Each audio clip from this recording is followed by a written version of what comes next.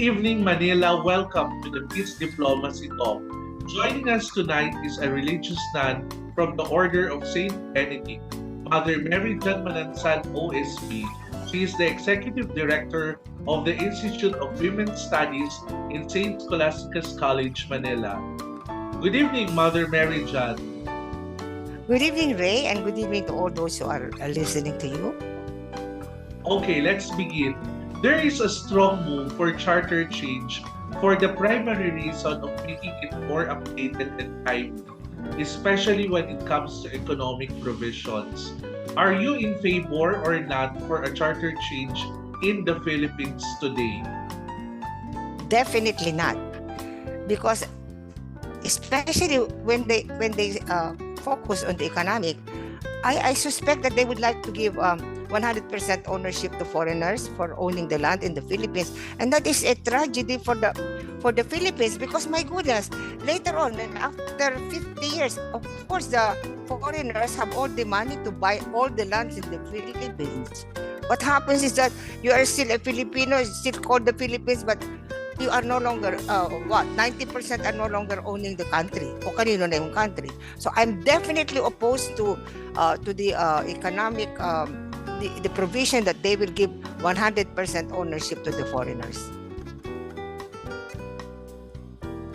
In response to the earlier inquiry, there is a Senate version that they will not allow foreigners to own lands only for investment purposes. What are your thoughts on that? Yeah, it's okay, pero I think that they should follow the 1987 constitution.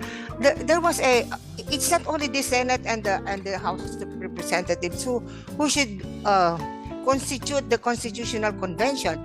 In 1987, there were a lot of what they call this lay people, people who are not in the Senate and the House of Representatives, who were included in the Constitutional Convention. In fact, one of them is my classmate, Sister Sonia Aldigar. No, and I think this is necessary because the Senate, and the House of Representatives, there are very few people, and they cannot be,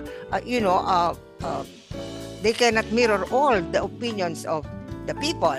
So, and therefore, I would rather, if there's going to be a change of constitution, I know there are some things that should be remedied, but it should be constituted. Call for a constitutional assembly with representations not only from the Senate and House of Representatives, but they have to have also the representations of the people. That is my opinion there. What lessons from the 1987 you wish to remind our legislators when it comes to charter change? Precisely what I mentioned, that it is not just although they have the legal right to do it, but I would rather that a chacha should really call for a constitutional convention with representation not only from the Senate and the House of Representatives, but from the people outside of the Senate. That is the greatest lesson that I think.